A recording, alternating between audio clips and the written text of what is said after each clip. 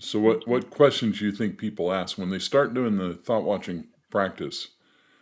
From your point of view, what questions do you think they would ask? I guess I haven't really talked to enough people, but I can speak from my own experience, and it was just like wanting to make sure I was doing it right. Right.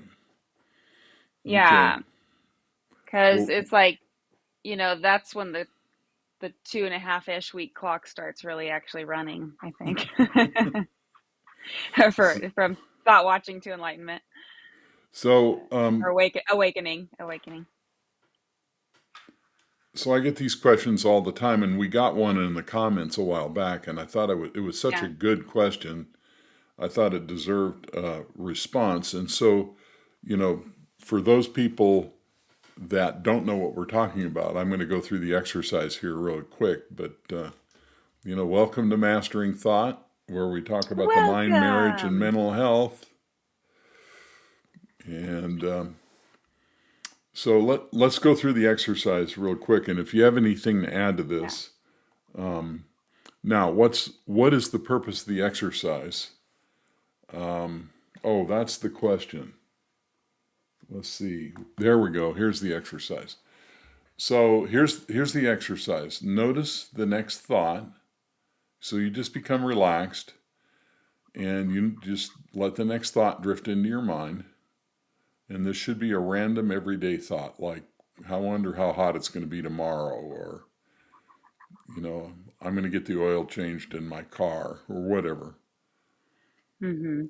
And so what you do is you just take a step back and you observe the fact that the voice in your head is speaking English words. And then you just merely notice that. The instant Mm-hmm. you notice it, the voice in your head goes away. Now, what's the purpose behind this? The purpose behind it is you're separating yourself from the voice to observe it, and eventually that separation becomes permanent, and you no longer believe you are the voice, and so it results in disidentification. Mm-hmm. Mm-hmm. So the exercise is very simple. You're just separating from the voice. The easiest thoughts to separate from are the easy, everyday, trivial thoughts. Mm-hmm. And so Right. we're not actually working on a problem. We're just trying to separate from the voice in our heads. Mm-hmm. Any comments on that? And from your point of view, when you did it? I guess just understanding that the voice in your head that sounds like you talking to you isn't you, and Right. that if you don't know that, this might be confusing. But yeah, yeah, and so And then when what you happens? What happens the moment you realize that voice is not you? What happens that that's moment? uh well, okay, so for me, it was the moment that all of me realized it, because I felt like there was like a gradual understanding of it.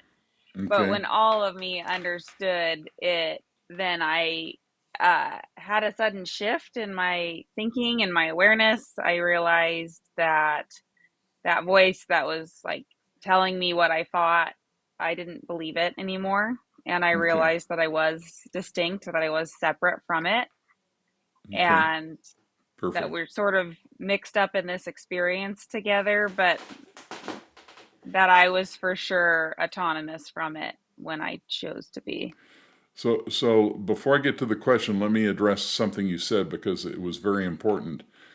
Because I hear this all the time. People intellectually understand that they're not. When I explain this to them, they get it. Oh, it's like, oh my God, I'm not the voice in my head. But that's an Mhm. intellectual understanding. Mhm. You actually have to do this exercise to have it actualize. Mhm. There's a Yeah. moment like when you said all of you realized it. Yeah. So it's an experience of recognition in the moment that it's happening. That wait a minute, that voice is not me, and it's a Mhm. it creates a permanent Right. shift. Right. Yeah. And It made me reflect on how many times have I taken its counsel? Like how many times have I acted in a certain way because like it told me this was like the way I felt or what I needed to do right. or whatever, and it is so nice. Like I understand. It is so nice to have that awakening because it really offers you the opportunity to look at your life with a third party point of view and then be able to make better decisions or have honestly have reactions that are more enjoyable when So you can remember that you don't have to believe certain things. So, that's right. So you're being told lies, basically. yeah. The Yeah. voice in your head is telling you lies. And you said Mhm. something else I wanted to respond to, but it'll come back to me. Anyway, so what we're doing on this channel is we're teaching people to do this thought watching exercise. That's one of the things we're doing because it sets them Mhm. free. It results Mhm. in an awakening experience, and similar to Eckhart Tolle's awakening. And we've been through this, and I'm going to link a video to the end of this. And actually, I've got a couple really interesting things we're going to talk about. I'm all about QR codes, so we're going to talk about some QR codes. So anyway, as people are learning this thought watching exercise, I'm getting questions, and so I got this question. I thought it was wonderful, and so I wanted to share it. Okay, so this person asks, if I do the thought watching, and this is what I recommend, only do it 2 or 3 times in the morning or the afternoon, just maybe a couple times a day. So if I do the thought watching a couple times a day, does it matter if the rest of the day I am mind identified? And he says, I mean, is it a hindrance that prevents awakening? Should I try? Oh, and then there's a completely separate question. Should I try to watch my thoughts during speaking? Okay, Ooh.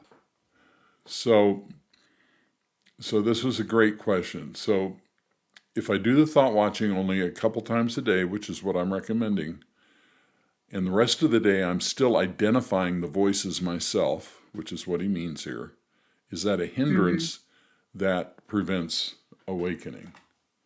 And the answer is no, it doesn't. It doesn't at Yay. all. Because all you're doing is you're conditioning your mind to separate from the voice.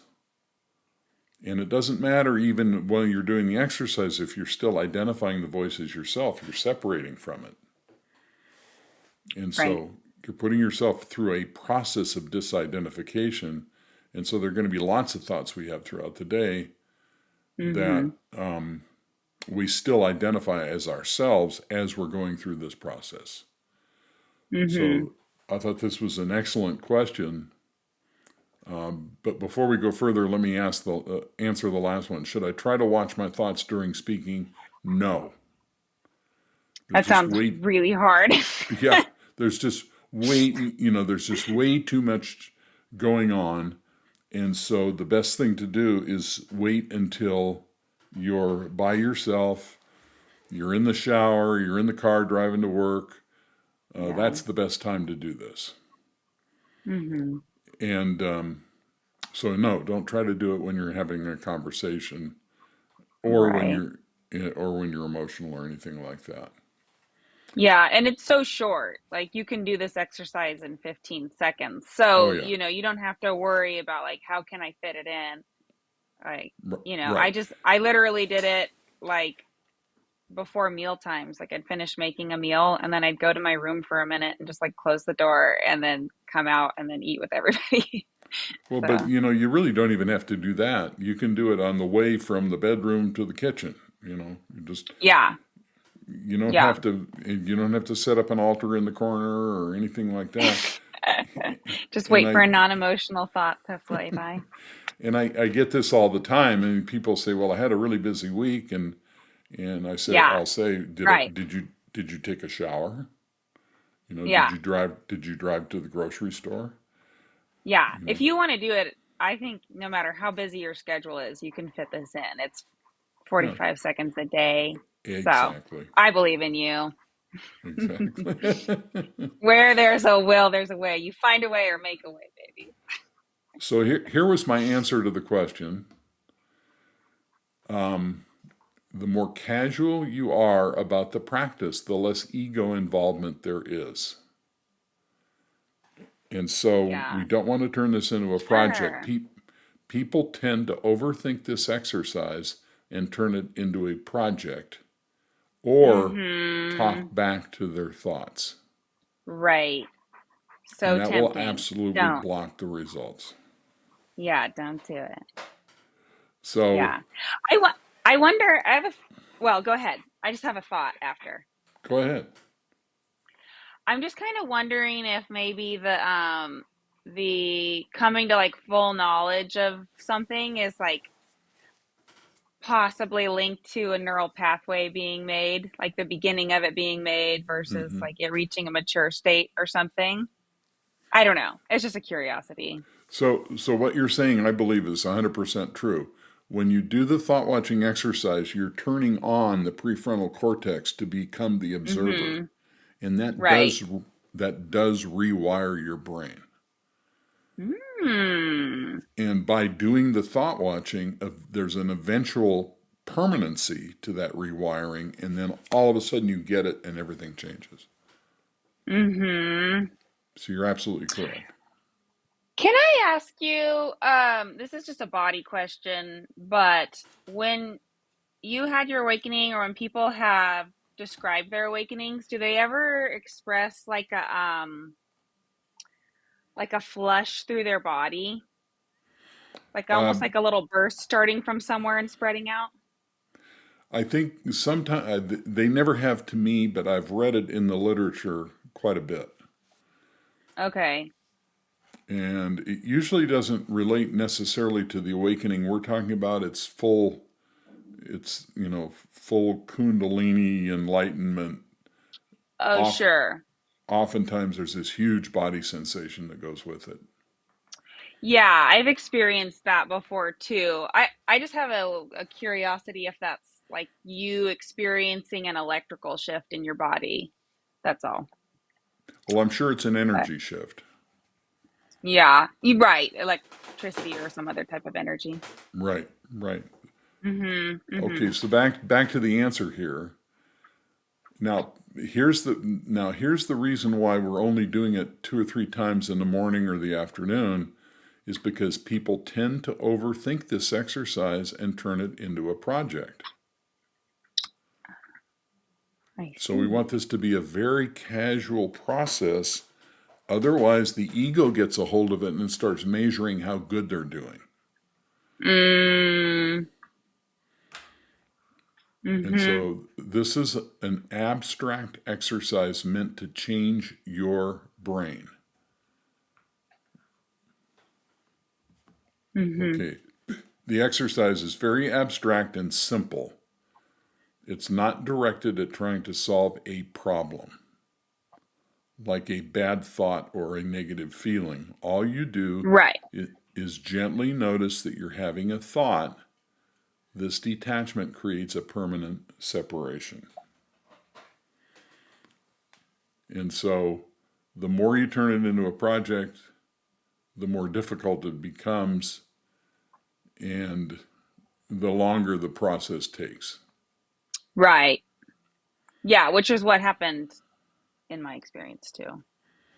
So, but this is a natural part of the process because we have, it seems like intellectually we have to struggle with this Yeah. because this is really a letting go and it's Right. elegantly simple, and we human beings are not used to anything that's simple. It has to be this giant, process that we have to sweat and hurt and, no pain, no gain. And Mhm. all of that works against this process. Mhm. So now here's my first little QR code here. Mhm. So if you're interested in this, anybody who's watching this, I will give a free webinar just like a 45-minute webinar. You scan the QR code, it will take you to a form, and you can sign up, and then you'll be contacted when the next webinar is going to be, and we'll all get on Zoom, and I'll take you through the process of learning this thought watching. I'm actually going to try to do one Saturday morning at 9 o'clock. That's a surprise to me too. That's exciting. I didn't discuss with you. You don't have to be there. You can. We love it. But I had what happened was I had a bunch of people reach out to me, and when I was having technical difficulties, and I'm trying to get caught up, and I want to make sure I honor my commitment to those people. Yeah. But we'll be having these on a regular basis, so people who are trying to do the thought watching exercise and they have questions, we'll have at least an introduction to it live with us where they can ask the questions and go through the process. Cool. That's fun. Yeah, and I'm going to do something similar on the relationship side with the Lion Unicorn. So when we do Lion Unicorn related videos, which I intend to do Friday, we're going to have another QR code that they can have a free orientation meeting on the Lion Unicorn model of relationships. So that's awesome. You're going to make think everybody love QR codes. Yeah. So now let me get back to something here that I hear all the time. Okay. That ties into this whole thing I want to address because it's very important. This is what I hear from people all the time. I introduce them to the thought watching exercise, and the next week we get together and I say, how's it going? And they will say this: I tried the thought watching and it does help. Now, I'm kind of setting you up here a little bit, but I'm going to ask you, Christina, there's a problem with this statement. Can you pick out what it is? And it relates back to this. But what is this? I was just thinking that it maybe sounds like I don't know. I could be reading into it. To me, it sounds like a judgment they've made about something they've stopped doing or they don't do all the time. So you're really on the right track. What it indicates to me when they say I tried it and it helps is they're using it to solve a problem. Okay. Got it. They're looking for an expected outcome. Okay. And that means to me that they didn't listen to the instructions, which is okay. This is very counterintuitive, I understand. And they're trying to use the exercise to try to solve the problem of a bad or a negative thought. And it does work. It does work. Right. It does help quiet your mind. When you notice the thought, it will go away, but it does not ever, that approach does never result in the transformation we're talking about.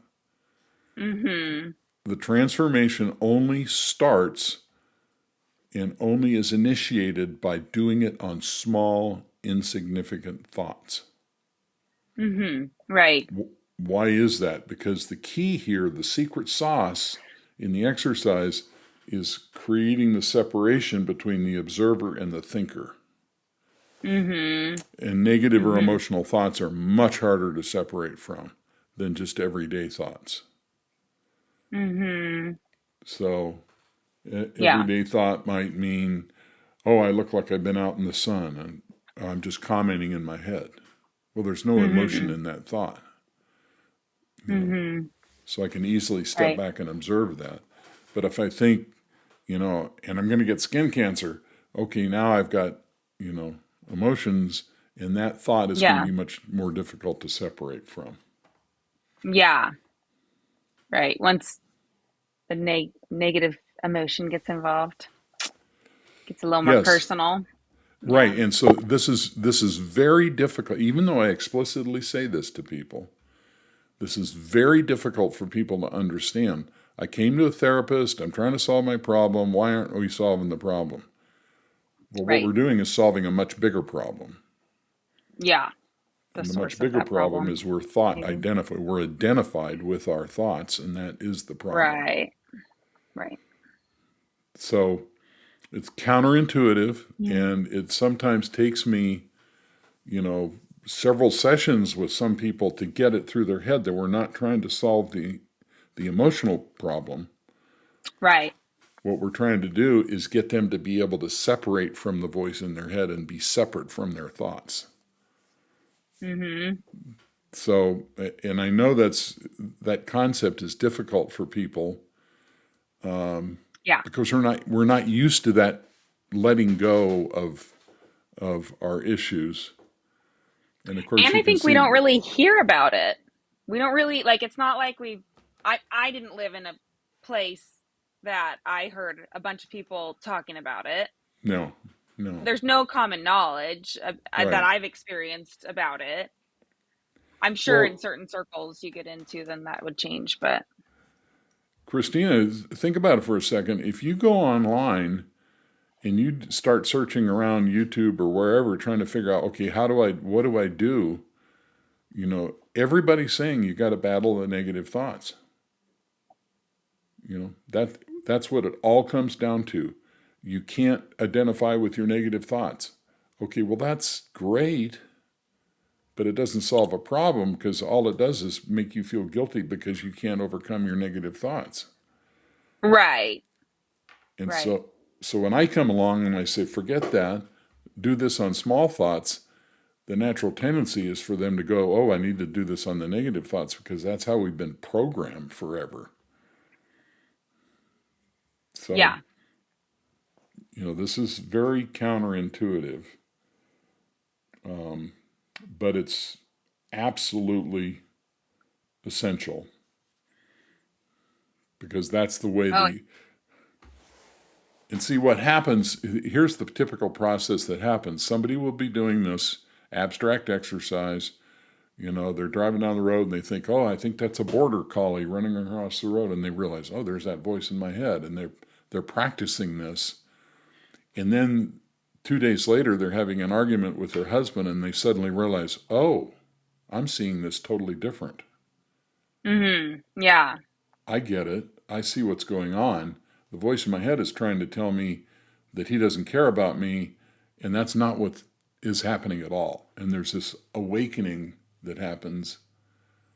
And now you're released from that whole system of thought. Yeah. And that's what this does. Mm-hmm. So again, if you want to get online on Zoom and go through this with me,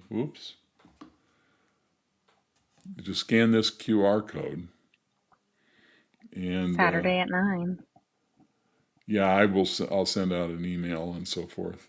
Of course, people Okay. watching this video won't know what Saturday at 9 we're even talking about. So just scan the August code. 24th,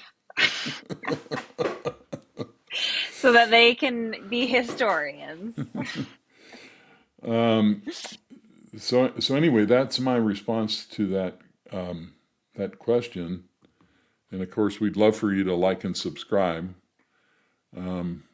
We're trying to teach these principles to as many people as possible before the sands run through the hourglass and there is no more time. So are the days of our lives. Anything else before we move on to the next thing?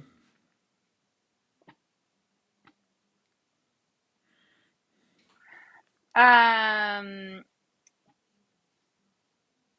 no, I don't think so. I guess just I'm I often am reminded of your thought watching exercise when I do meditations.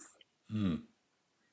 And I don't know if other people have this experience as well, but I would say that they're also distinct. There's some overlap and there's something Mm-hmm. distinct about them Right. each. And I have gained richness from doing each of them.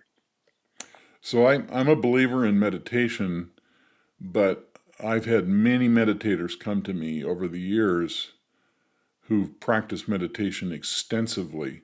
And when I taught Hmm. them how to watch their thoughts, they woke up. They had the awakening they wanted to have from meditation that they never Yeah. had. Right. And I will ask them, I say, well, does your teacher tell you that the voice in your head that sounds like you talking to you is not you? And they'll say no. Mm. So what happens is, especially with Vipassana meditation, you're watching your breath, and then you're talking to yourself saying, oh, I'm really doing a good job watching my breath today. And, Mm-hmm. then when you get done, you go back to identifying with the voice in your head, and you've gained the benefit of meditation, but the disidentification never becomes permanent. Right. Right. And that's my beef with meditation, is that it's great, but it's the disidentification that takes you into the peace, not the meditation itself. Oh. Huh. If you go back to the Tolle video, which we're going to link to the end of this, you'll realize that he didn't go into the peace because he was meditating. He went into the peace because he disidentified. And this is a key point that's missed. It's the disidentification that happens spontaneously when you become the observer instead of the thinker. Now, I'm sure I'm going to get some hate from the meditators. I totally believe meditation is beneficial.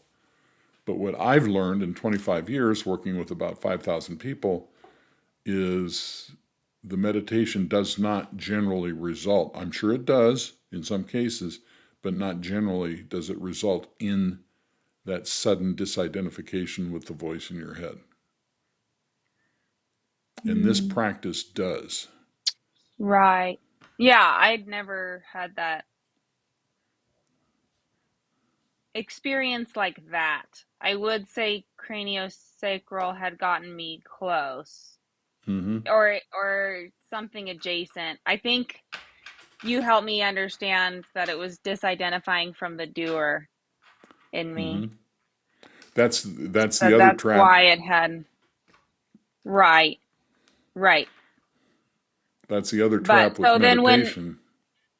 yeah. And I guess I'm just sharing this for people who maybe have my experience as well, with feeling like they've had awakenings that aren't exactly like Mark's. And um I don't I'm curious, how many types of awakenings do you think there might be? Gosh, I don't know. The only one I'm familiar with is when you suddenly realize you're not the voice in your head.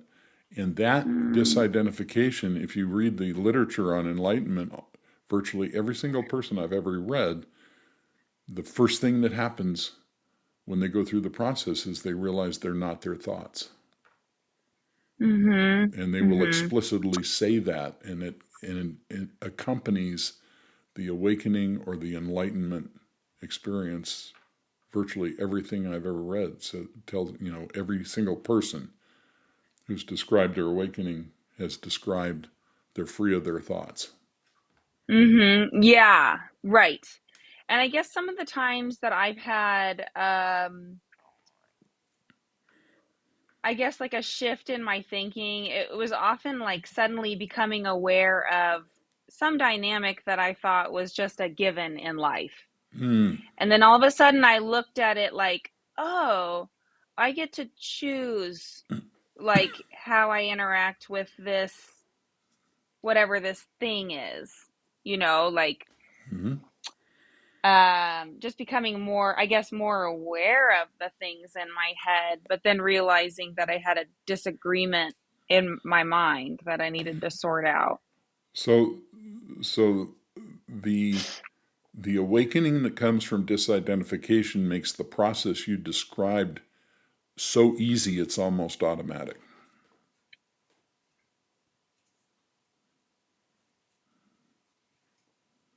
Sure. Okay. I guess I can't say I've had that experience quite, but maybe. No, I think you have. You've described it many times on the channel. Your acuity to see what's going on and put the Hmm. pieces together and have a new perspective is dramatically increased. That's true. I guess what I'm really saying is I haven't worked through everything yet. And now that I'm saying that, it kind of seems like that's okay. You just work on it as you realize things are there. Exactly. But as the process of awakening allows you to realize something is there much, much quicker. Totally. Totally. Yeah. Yeah. That's what I'm saying. So Yeah. when I take through people through the process with me, the first thing I do is teach them thought watching. They experience an Hmm. awakening, and then we go back into the psychodynamics of their past, and they see it immediately. Right. This is a Okay. process that doesn't take months or years. This is a few days because their Hmm. acuity, their perceptual acuity, is so much better and clearer. And Hmm. and you had this experience too. I think one of the first things people report is how much clearer things are. It's almost like Totally. somebody clean the windshield. Hmm. Hmm. Yeah. So if you're watching this and you'd like to learn more, feel free to you know scan the QR code, and we'll get into it in a free session, because I really want to share this with more and more people. It's very important, especially with what humankind is going through now. I'm not sure where this leads, but I think this is a vital part of what this paradigm shift that's happening for humanity. So Yeah. And in either case too, it puts a lot of self like government, I guess, back into your own hands. Like right. it really helps your day-to-day experience improve and the ones of those who live with you or around you. Now, if you just want to contact us, scan this QR code. You just have a question, a comment, whatever, another topic. You're not interested in the free seminar. Just scan this code. It takes you to a form, and then we get the results, and we will absolutely respond Hmm. and get you whatever you need. So, and this is me shamelessly asking you to like and subscribe. Will you please like us? Nobody likes us. No, just kidding. And in the description below, there's some links to my books, The Dance of the Lion and the Unicorn, which is also available as an Audible book. And then I also have started to link some other reading material in the comments that you can click on. And I am an Amazon affiliate, so just want to reveal that. Anyway, any further comments on this? No, it's been another stimulating discussion. I would love to hear if you have any other comments. Yeah, I'd like to see the comments below. I'll make you two offers. We'll obviously respond to your questions. And if you'd like to come on with us and record a session and ask some questions, we would be more than happy to do that. We're all set up for that. Yeah, So, all right. sounds great. Okay. Thanks, Mark, for bringing all the great info. You're welcome. It's always nice to talk to you again, and all of you out there. Thank you. Thanks, everybody. Bye bye.